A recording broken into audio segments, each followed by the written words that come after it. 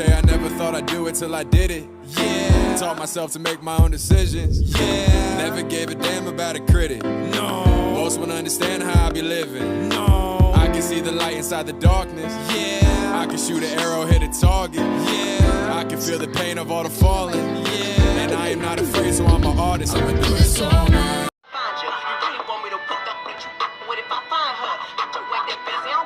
You ain't got time for you. Look me in my eyes and know you lying, man. That's far from me. You know I'm a player for you, baby. Need to relax. You know that you gon' hate me if I. Sorry, y'all. I'm caught up.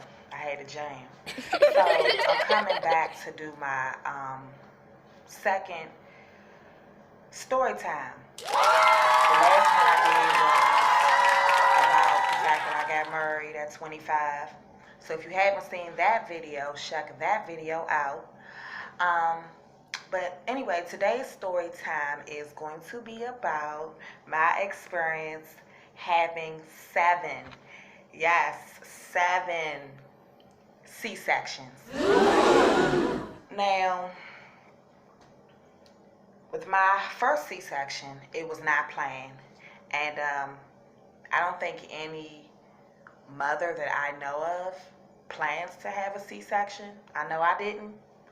But it ended up happening. I was 17 and probably really wasn't even ready to have a baby. So I ended up having a C-section with my son. He was actually my biggest baby. He was 8 pounds, 6 ounces. With my next son, I had to have a C-section again. This time though, the doctors allowed me to push. I pushed for a while. What ended up happening was my son never came. So the doctor said, hey, we have to cut you. And I was really upset. I remember I was crying and I was just like, look, like, y'all are not going to cut me again. I don't know what's going to happen, but y'all are not going to cut me again. And the doctor was like, well, this baby is coming. We have to get this baby out of you. So, what you gonna do, Miss Stroman? Then I had my third C-section, which was with my daughter. By the time I had my third C-section, I was already prepared for it. I basically knew at that point that I would have to have a C-section because I believe after you have 2, they no longer let you push. And the reason why they don't let you push after you have 2 C-sections is because you can actually rupture your scar tissue while you're trying to push. So when I had my daughter, I was prepared because I knew that I would be having to have a C-section. Unlike my first pregnancy with my oldest son, where I was thinking that I was going to have a vaginal delivery. I had my 4th C-section. Everything went fine. When I got to C-section number 5, that's when the problems started. When I had my 5th C-section with my other daughter, everything went fine during the surgery itself. So the surgery itself was a success. Everything went totally, normal. Everything went like it was supposed to go. After I had the C-section, they put me in the recovery room for 2 hours. Everything went fine the whole 2 hours. And as soon as they took me to my room, y'all, as soon as they wheeled me into my room, I want to say about 10 or 15 minutes later is when the complications started. I was very, very heavily sedated. They had me on morphine. They had me on all kinds of drugs. Some of them I don't even know the name of all of them, but I just know that I was really heavily sedated. And the nurse was actually in my room at the time because she was checking my stomach. You know how they press down on your stomach to make sure that your uterus is contracting the way that it's supposed to be contracting. And as soon as she stepped away to go to the computer, it was a computer by my bed that the nurse was using. And she stepped away to go to the computer and I guess type her little information into the computer, I started feeling really, really weak. And I knew that it wasn't normal. I was sedated and I was high as a kite. I mean, I was high to the moon. But at the same time, even though I was high as a kite because of all of these medications, I knew from experience and from having so many C-sections. I'm sorry, y'all. Let me jump right back into it. I knew from experience that something was not right. I was feeling very weak, weaker and weaker and weaker by the minute. I don't know what made me do it, but for some reason, I picked up the blanket that was on top of me and I lifted it up and I looked underneath the blanket. And as soon as I looked underneath the blanket, I saw blood everywhere. Now, anybody that's ever had a baby, you know that after you have a baby, of course you bleed. But there was literally blood everywhere. And I knew that that much blood was not normal. So the nurse came back over to me, and I remember I just looked at her and I was like, is this supposed to be this much blood? And I was so high and so, kind of like out of it. And the nurse lifted up the sheet and she looked and she was just like, oh my God. Next thing I know, she pressed the call button, the page button, the beep button. She hit something.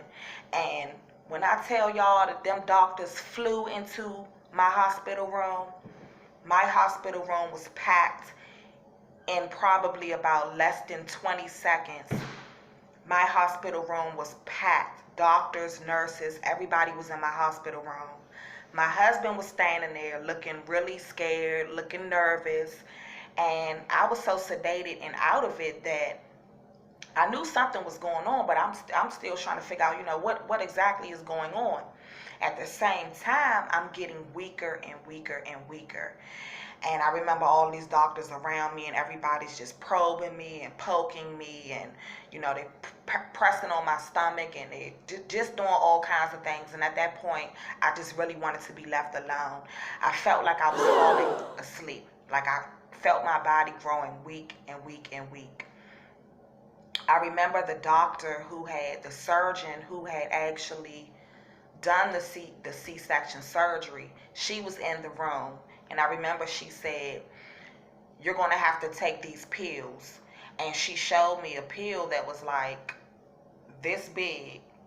And I looked at her like she was crazy. Even though I was high, when she showed me those pills, that snapped me right back. That sobered me up real quick and snapped me right back to reality. I looked at that doctor and I was like, I am not taking those pills. And she was like, Miss Stroman, if you don't take these pills, we're going to have to take you back to the OR and we're going to have to cut you back open. So they gave me about 3 or 4 of these big pills. And these are not the pills that you take by mouth. So these pills did not go in my mouth. These pills went where the sun does not shine at. If you catch my drift, where you do a number 2 at and where the sun does not shine at. And I'm not trying to be nasty, but this is story time. I'm going to keep it 100. And that's where those pills went. The way that the doctor explained it was that those pills would stop the hemorrhaging. They said I was having a slight hemorrhage, and they said that my uterus was not contracting the way that it was supposed to. So they gave me these pills, and they said hopefully that would stop it. And if it didn't stop, then they said I would have to go back to the OR, and they would have to open me back up and probably do a surgery, maybe a hysterectomy. I don't know. So the doctors waited for a while. They monitored me, and they stabilized me, and I was a lot better. This was C-section number 5. Some people may be asking themselves, why did I go on to still have babies after that? That's a question that I think only God can answer, because a baby is a blessing from Him.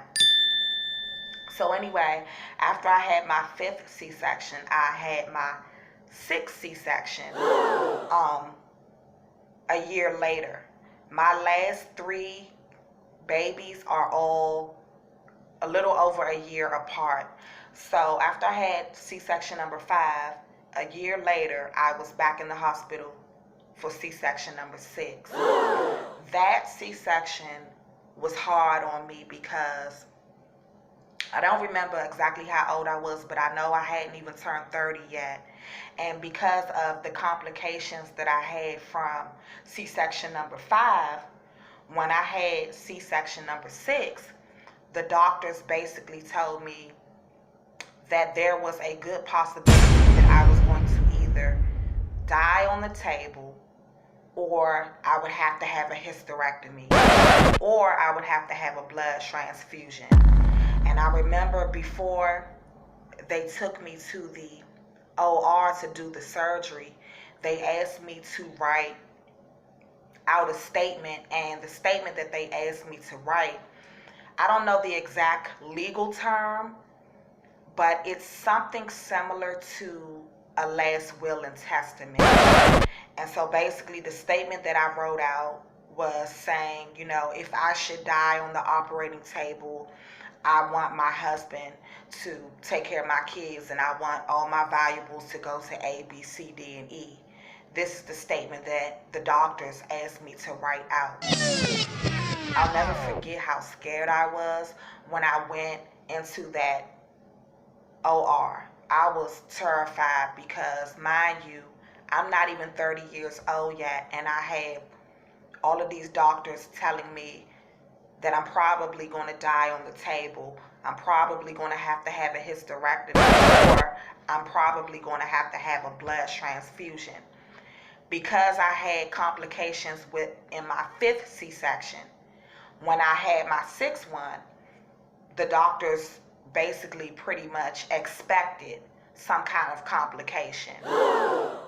In a normal C-section surgery setting, you have 1 or 2 doctors, you have the anesthesiologist, and you might have a nurse. So maybe about 3 or 4 staff in the room with you. But in my situation, I had about 4 doctors in the room with me, 3 nurses, and a team of anesthesiologists. So this was a very high risk surgery, and they considered it to be very high risk because not only was it my number 6, not only was it number 6, but because of the complications that I had the last time, they wanted to be prepared, and they pretty much expected complications. They were expecting complications. All I did was pray. I just kept praying, and I told my husband, you know, we have to have faith. I told my dad, we have to have faith, and I just kept praying. I had all of these doctors around me telling me that I was going to die, telling me that, you know, I'm going to have to probably get a hysterectomy. If I don't die on the table, then I'll probably end up getting a hysterectomy.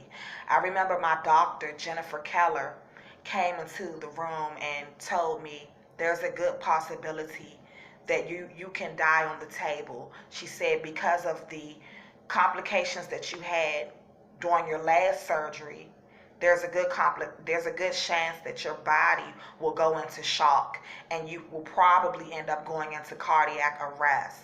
And she explained to me that if that happens, if I did end up going into cardiac arrest on the table, that the doctors would do everything within their power to restart my heart and to make sure that, you know, my heart kept going.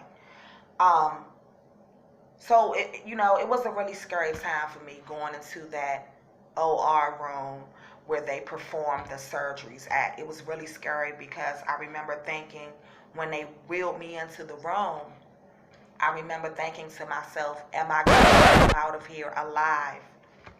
You know? Or am I going to come out of here in a body bag? And for someone that's still in their 20s and, you know, that's a mother, that's a hard pill to swallow. No matter how old you are, that's a hard pill to swallow.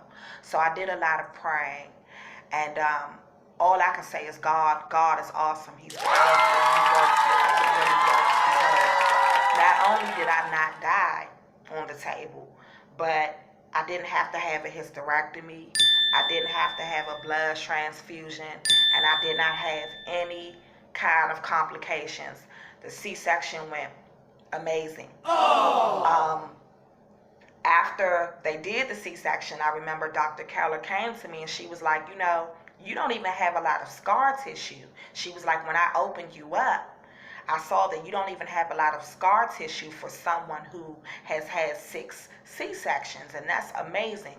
And I think the fact that I didn't have a lot of scar tissue is what probably helped me tremendously, along with God.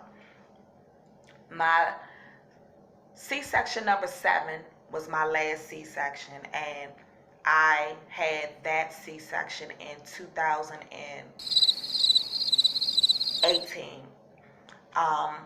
No, I'm sorry, y'all, 2017. And that C-section went fine. After I had C-section number 7, I ended up filling out a form, and I got my tubes tied. I got my tubes tied right then and there. So as soon as they pulled the baby out, the doctor tied my tubes, and it was the same doctor who had done my last C-section. So it was Dr. Jennifer Keller. I ended up having her again. She is an amazing surgeon at GW Hospital. She's amazing. She specializes in high-risk pregnancies, and she's the only doctor that I really trusted. And so when I came to have my last C-section, I wanted her. I was under her care. I specifically asked for Dr. Jennifer Keller. She knew my history. She did my last C-section, and that's who I was comfortable with. But I'm doing this video for a couple of reasons, but mostly because I hear so many young girls nowadays talking about how they want to have a C-section. And I think honestly it's because this new generation of young people and teenagers, they are privileged and a lot of them are lazy, okay? Back in my day when I was growing up, we didn't have cell phones. We had pagers, but we didn't have cell phones to play on and keep us entertained. We had to go outside and do hopscotch and do jump rope and double dutch and, Miss Murray, Matt, and Shake It Senorita and all of that stuff. We made our fun. We went outside and we made our own fun. Nowadays, kids don't even want to go outside. My kids included. All my kids want to do is play on their tablets, play on the PS4, play on the Xbox, and watch TV. They don't want to go outside and really go to the park and go to the playground because, all this technology out here, our children have become kind of lazy. And so I hear a lot of younger girls talking about how they want to have a C-section because they're too lazy to push the baby out. And they think that a C-section is easier than a vaginal birth. And every time I hear a young woman talking about she wants to have a C-section, I always have to speak up and say something to let these young women know you do not want a C-section. A C-section can kill you.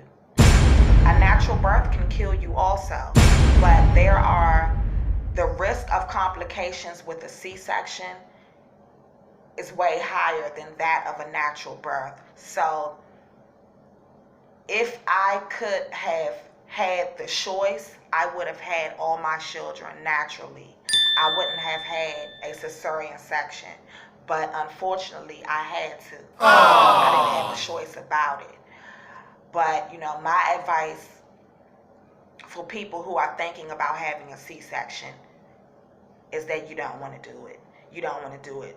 Try to go the natural route if possible.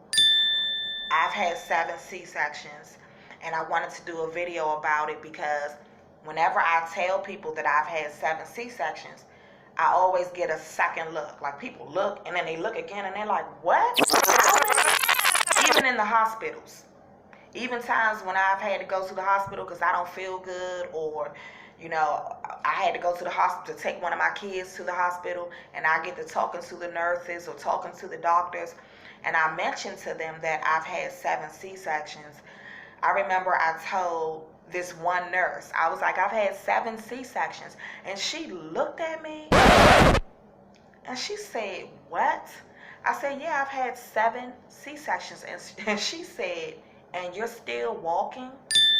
She said, and you still have your uterus? And I was like, yeah.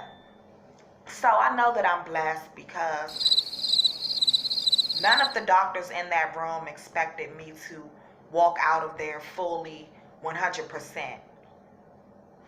And I walked out great. I walked out with my uterus still intact. Everybody kept telling me that I would have to have a hysterectomy or that I would die on the table. So, you know, when you're blessed, you're blessed. And it's because of a higher power. But what I would say to people is to, and if your doctor has told you that you have to have a C-section, I would suggest that people research that as much as possible, because what I know now, I wish I had known back then, and maybe I could have better prepared myself. Everyone's body is different, but for me, my body has never been the same since I've had a C-section. I can tell when it's about to rain outside before it even rains, because the incision or the cut or the scar, it will start burning. Sometimes it'll start tangling, and I haven't had a C-section since 2017. But, you know, it'll start tangling sometime or even slightly burning if it's too cold outside or if it's about to rain. Sometimes if I wear jeans that are too tight, it will irritate my scar. I've gained a lot of weight in my midsection from all of the scar tissue. So, you know, there's just a lot of things, and I would just tell people to really try to educate yourself about C-sections, because the doctors don't tell you everything. They don't tell you all of the risks that are involved. When I was having all of those C-sections, the doctors were just like, okay, keep having them, keep having them. And it wasn't until I had C-section number 5 and I almost died that the doctors finally said, hey, you might want to slow down, and, you know, you might want to not have any more C-sections. You might want to not get pregnant anymore because you are a high risk. But other than that, I've had some doctors tell me you can have 8, 9, 10, 11 C-sections. There's no limit. And I'm thinking to myself, there has to be a limit, because you're tearing your body up in the end. You're getting sliced up open over and over and over again. So my advice to people would be to educate yourselves. But I just wanted to come on and I wanted to share that story because I think it's a really unique story. And there's not a lot of people who can say that they've had 7 C-sections and who have lived to tell it, or who still have their uterus. And so I consider myself highly blessed. But at the same token, I'm glad that these tubes are shut and tied down, shut down, store is closed. No more babies, no more C-sections. I'm done. Make sure y'all like, subscribe, and share this video. I am trying to grow my YouTube channel. And I will be coming back at you all with new stories, new content as much as possible. I'm trying to shoot for every day. I'm trying to upload a video every day. Also, I'm going to be doing some giveaways very soon on my channel. So make sure you stay tuned to that. Have a blessed day. Peace is love. Like, share, and subscribe. Gone.